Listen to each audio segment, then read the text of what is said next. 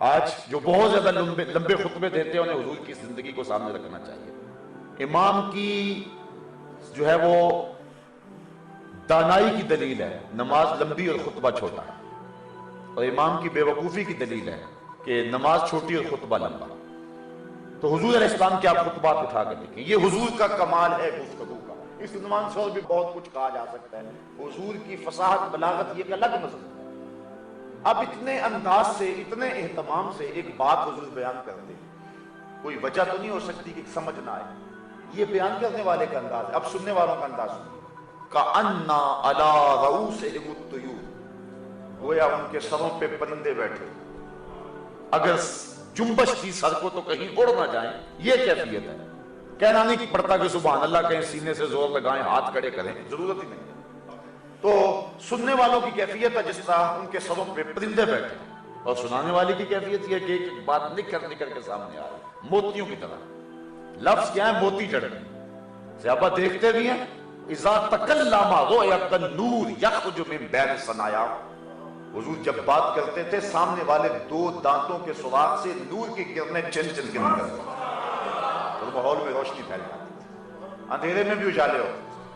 یہ گفتگو کرنے والے کا سٹائل اور انداز ہے، اور وہ سننے والوں کی کیفیت۔ اب ہو سکتا ہے کہ کوئی بات رہ جائے، لیکن اس کے باوجود اگر کسی کو کسی وجہ سے کسی بات کی سمجھ نہیں آتی تو وہ عرض کرتا ہے راعینا یا رسول اللہ صلی اللہ علیہ وسلم، حضور ہماری رعایت کر دیجیے۔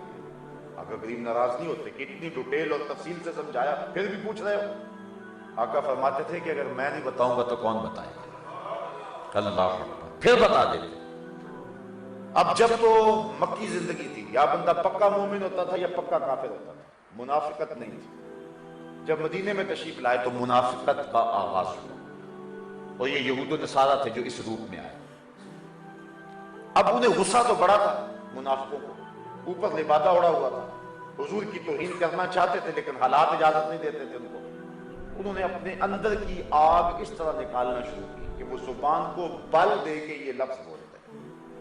صحابہ کہتے راعینا، ہماری رعایت کیجیے، تو وہ اس کو تھوڑا سا بل دے کے راعینا کہتے، معاذ اللہ، راعی عربی میں چرواہے کو کہتے ہیں۔ اس طرح وہ اپنے خود سے باطن کا اظہار کرتے۔ سب سے پہلے حضرت سعد بن معاذ رضی اللہ تعالی عنہ لغت یہود سے جو واقف تھے، اور یہ وہی سعد بن معاذ ہے کہ جب ان کا وصال ہوا تو صحابہ نے عرض کی حضور عجیب ماجرا ہے کہ سورج بھی چڑھا ہوا اور دھوپ بھی نہیں آ رہی۔ فرمایا میرے سعد کے جنازے کے لیے اتنے فرشتے آ رہے ہیں کہ ان کے پروں کی وجہ سے سورج کی دھوپ رکی ہوئی، لیکن پر نوری ہیں اس لیے سورج نظر آ رہا ہے۔ حضور علیہ السلام پنجوں کے بل چلتے ہیں مدینے کی گلی میں۔ عرض کی حضور یہ جنازے میں چلنے کا کیا انداز ہے؟ فرمایا فرشتوں کی بھیڑ اتنی ہے پورا قدم رکھا ہی نہیں جاتا۔ یہ حضرت سعد بن معاذ رضی اللہ۔ فرمایا حضرت سعد کی وفات سے اللہ کا عرش بھی جھوم اٹھا ہے، وہ بھی اللہ کا جو ہے وہ جنبش میں آ گیا حضرت سعد کی وفات ان کے وصال سے۔ اللہ اکبر۔ ہر جنازے کو 4 آدمی کندھا دیں، اور یہی مصنون ہے۔ پہلے جو ہے وہ دایاں کندھا دیں، 10 قدم چلے پھر پائنتی پہ آ جائیں، پھر 10 قدم چلے پھر بایاں کندھا دیں، 10 قدم چلے پھر پائنتی پہ آ جائیں، پھر 10 قدم چلیں، اس طرح 40 قدم کندھا کم از کم دیں۔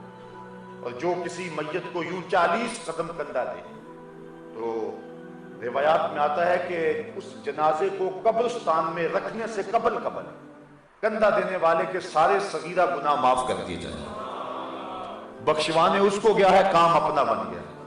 اٹھ فریدا ستیا تے میلہ ویکھن جا، وقت کوئی بخشیا مل جاوے تے تو بھی بخشیا جا۔ یہ کیسی کرم نوازیوں کا نور ہے جو برس رہا ہے۔ اسلام کے دامن میں تو ہے ہی بڑا کچھ۔ اللہ اکبر۔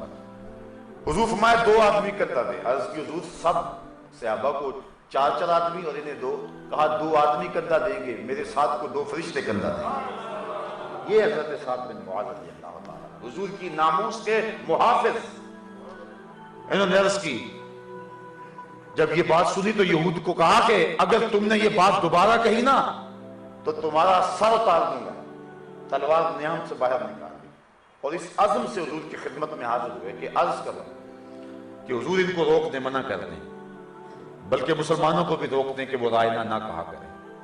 تو جب حضرت سعد پہنچے تو اس سے قبل جبریل پہنچ چکے تھے، اور یہ آیت نازل ہو چکی تھی، یا ایھا الذین آمنوا لا تقولوا راعنا اے ایمان والو آج کے بعد تم نے رائنا نہیں کہنا، تمہاری نیت میں فرق نہیں ہے، تم اچھی نیت سے کہتے ہو، جب یہ لفظ کہہ رہے ہوتے تمہارا رواں رواں ادب سے کام رہا ہوتا ہے، دوسرا معنی تمہارے حاشیہ خیال میں بھی نہیں، تمہارے فہم اور گمان میں بھی نہیں، تم اسی معنی کو ملحوظ رکھ کے پورے ادب کے ساتھ حضور کی بارگاہ میں یہ عرض کر رہے ہوتے ہو، لیکن چونکہ اس لفظ کی اوٹ میں کھڑے ہو کر کچھ بدخصلت میرے نبی کی توہین کر جاتے ہیں، اگرچہ تمہاری نیت اچھی ہے لیکن وہ لفظ جس لفظ کے پہلو میں کھڑے ہو کر میرے نبی کی توہین کا امکان موجود ہو، اگرچہ تم وہ لفظ اچھی نیت سے بھی کہو لیکن میں گوارا نہیں کرتا کہ میرے نبی کے لیے وہ لفظ بولا جائے۔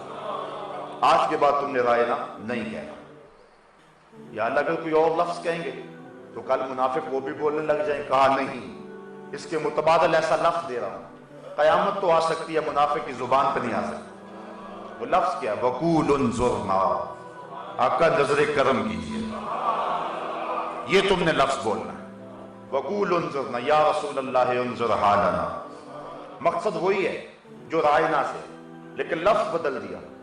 صحابہ کی نیت جو رائنا سے تھی وہی نیت جو ہے وہ انظرنا سے، لیکن رائنا لفظ ایسا تھا جس کا ایک معنی حضور کی عظمت کے مطابق نہیں تھا، اس لیے اللہ تعالیٰ نے کہا کہ تم نے میرے نبی کے لیے یہ لفظ نہیں بولنا۔ اس علماء نے بیان فرمایا ایسا لفظ کہ جو توہین کا وہم ڈالتا ہو، گو اس میں توہین نہ ہو اور بولنے والا توہین کی نیت نہ کرے، تو فرمایا پھر بھی حضور کی بارگاہ میں وہ لفظ نہیں بولنا چاہیے۔ یہ اس آیت کریمہ کا مفاد ہے، اور اس آیت کریمہ سے یہ فائدہ ہمیں حاصل ہو رہا ہے۔ وہ لفظ جس لفظ کے دو پہلو ہوں، ایک اچھائی والا ایک برائی والا، بولنے والا اچھائی والا معنی مراد نہیں، برائی والا اس کے ذہن میں بھی نہ ہو، لیکن حضور کا ادب اور احترام اور عزت اور ناموس یہ تقاضا کرتی ہے کہ نبی علیہ السلام کے لیے وہ لفظ بھی نہ بولا جائے جس میں ایک دوسرا امکان کسی طرح موجود ہے۔